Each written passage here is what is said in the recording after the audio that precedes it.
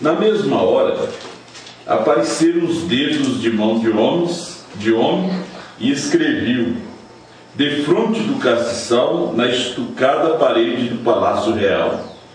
E o rei via a parte da mão que estava escrevendo. Então se mudou o semblante do rei, e os seus pensamentos o turbaram. As juntas dos seus joelhos se relaxaram, e os seus joelhos bateram um no outro. E ordenou o rei com força que se introduzisse os astrólogos, os caldeus, e os adivinhadores, e falou o rei, disse aos sábios de Babilônia: qualquer que leia essa escritura e me declarar sua interpretação será vestido de púrpura, e trará uma cadeia de ouro ao pescoço, e será no reino o terceiro dominador. Então entraram todos os sábios do rei, mas não puderam ler a escritura, nem fazer saber ao rei a sua interpretação. Então o rei Belsazar perturbou-se muito, e mudou-se nele o seu semblante, e os seus grandes estavam sobressaltados. A rainha, por causa das palavras do rei e dos seus grandes, entrou na casa do banquete, falou à rainha e disse: ó rei, vive eternamente, não te turbe os teus pensamentos, nem se mude o teu semblante. Há no teu reino um homem que tem o espírito dos deuses santos, nos dias de teu pai, que se achou nele luz e inteligência e sabedoria, como a sabedoria dos deuses. E teu pai, o rei Nabucodonosor, sim, teu pai, ó rei, ou constituiu chefe dos magos, dos astrólogos, dos caldeus e dos adivinhadores, porquanto se achou nesse Daniel um espírito excelente, e ciência e entendimento, interpretando sonhos e explicando enigmas e solvendo dúvida, ao qual o rei pôs o nome de Beltesazar. Chame-se, pois, agora Daniel, e ele dará a interpretação. Pai Celestial, Deus Todo-Poderoso, nos ajuda enquanto sentamos em volta da mesa. Nos dê um menu de 7 pratos, 7 trovões, 7 selos. É o que nós nos alimentamos nesse dia, Pai. É a nossa comida, novo nome. O Cordeiro seu do trono, a fé de rápido, Senhor. Queremos alimentar nossas almas. Nos ajuda e nos dê força. Ajuda essa pequena igreja, os teus filhos, ó Deus. Que a palavra possa entrar neles. Em nome de Jesus Cristo. Amém. Podia ser.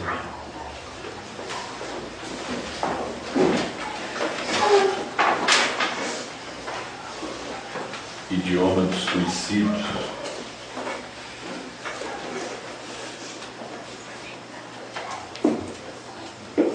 Eles puderam ler a escritura. Estava escrita na parede. Mas não entendia a escritura que estava escrita na parede. Era um dia de aniversário, era um dia de festa na Babilônia. O rei estava de festa. O rei estava bebendo diante da presença de 1000 dos seus grandes. Muita festa. Nós ouvimos a mensagem da escritura na parede, de Gombrana fala sobre isso. Muita festa, muita orgia. Mulheres anedotistas, como disse o irmão Brana, cada um contando a sua piada, mulheres cada um com seu tipo de roupa, transparentes, indecentes, para que os grandes do rei pudessem ver elas, e para que o rei também pudesse ver os seus corpos, porque quando a mulher se veste indecentemente, ela não é só do seu marido, ensina o profeta, ela também é do homem lá de fora. Por isso a mulher ela tem que se cobrir, ela tem que se vestir decentemente para o seu marido. Dentro do quarto eles estão no paraíso, eles não precisam de roupa dentro do quarto. Agora, Fora do quarto você precisa de roupa. O homem tem que se vestir como homem e a mulher tem que se vestir como mulher, fora do quarto. Dentro do quarto é o paraíso. Do casal, dentro do quarto é o jardim do Éden. Como dizia o pastor Osmar numa pregação, eu não gosto nem de foto do irmão Branda dentro do quarto, nem de Jesus. Ali é o quarto do casal. Ali eles oram, eles respeitam um ao outro, mas ali eles não precisam de roupa. Ela precisa de roupa para sair, porque o seu corpo pertence ao seu esposo. Só o seu esposo pode ver o seu corpo, a forma do corpo. Então hoje tem todo tipo de roupa, mesmo vestido, né? Às vezes tem irmãs que não têm discernimento. Compra essas saias que são baratinhas, vestido fininho, calor, e embaixo não tem nenhuma saia de baixo, né? Sai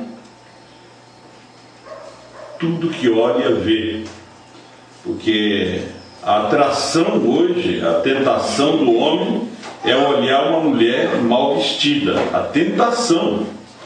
Isso aí não é somente para membro, é para pastor, é para missionário, apóstolo, o que quer que seja. Jesus foi tentado a olhar uma mulher que está mal vestida.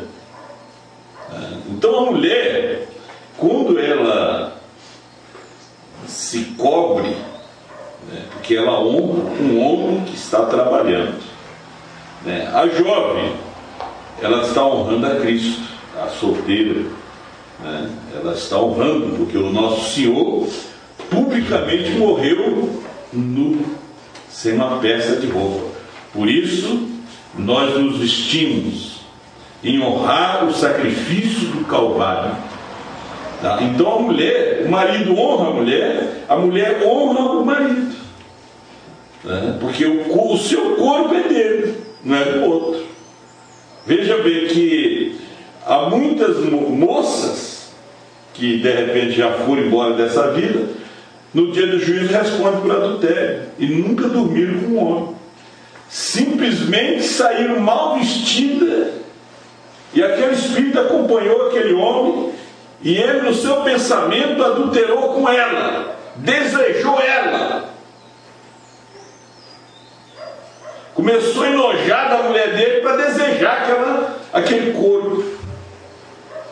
Aí a Bíblia diz que o homem não deve dar lugar ao diabo, nem a mulher também deve dar lugar. São Paulo disse: não deis lugar ao diabo. Se é onde você dá lugar a ele. E a mulher também, veja bem, eles estão falando de crente, porque lá fora Satanás tem o seu mercado de pecado, ele tem o seu mercado lá. O seu mercado, eles têm o direito de vestir como eles querem vestir lá. Agora, quando você vem a Deus e casa-se com essa palavra, você é sujeito ao marido. Por isso a palavra diz que a mulher é sujeita ao marido no natural. O marido reverencia-se, a mulher reverencia o marido respeita, honra, ama aquela mulher. Então, quando você casa com Cristo, você vem a Cristo, você casa com Ele. Aí você é sujeito a Ele. Ele é seu Senhor. Você não é mais dono de você. Você não é mais dono. Veja bem, quando a mulher coloca uma tesoura no cabelo, tem que pesar a consciência dela. Se ela tem o Espírito Santo dentro dela, pesa a consciência, fica em desespero. Não é verdade? Ela fica em desespero. Não viu o irmão Brando contando na mensagem Segunda Vida de Cristo sobre a dracma perdida? Ela perdeu uma dracma. Ela tinha 10. Quando ela olhou, tinha 9. Então ela começou a varrer a casa, começou a fazer uma limpeza. A hora estava passando, já estava de tarde, o marido chegava do entardecer. Até que ela encontrou a dracma perdida, porque foi um descuido dela. E aquela pérolazinha se perdeu por ali, até que ela achou. Porque quando ele chegava em casa, isso era o costume do Oriente, ele ia contar. Hoje nós temos aliança. Eles tinham uma aliança, tipo uma coroa na cabeça. Aí ele ia contar, aí estava faltando. Ela já não era mulher pura. Ela já não era mais digna de entrar no quarto com ele, de morar mais naquela casa. Porque o que ela tinha que cuidar era aquelas dracmas. Então a igreja hoje tem que cuidar os 7 selos. São 10 livros, as 10 dracmas. Então, muitos estão com 9, mas está faltando uma. Muitos são os crentes dos 6 selos, e o 7? Não, o 7 ainda vai. Não. Nós temos aqui a revelação dos 7 selos. Não está escrito a revelação dos 6 selos. 7.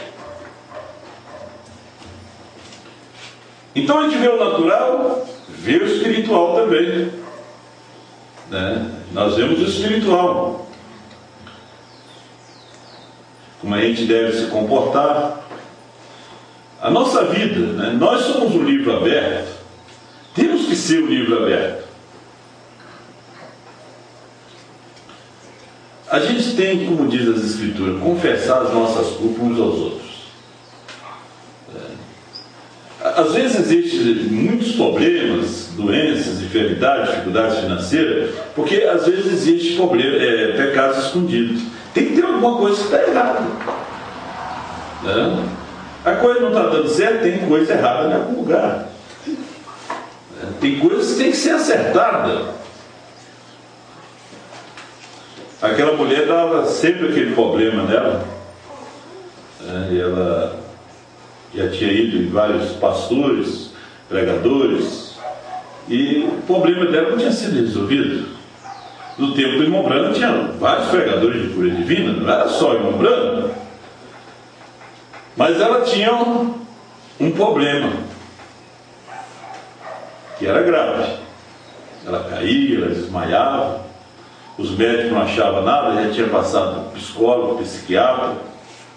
Isso a gente não aconselha cristão passar por psicólogo, psiquiatra, mas ela teve que passar, a situação dela estava gravíssima.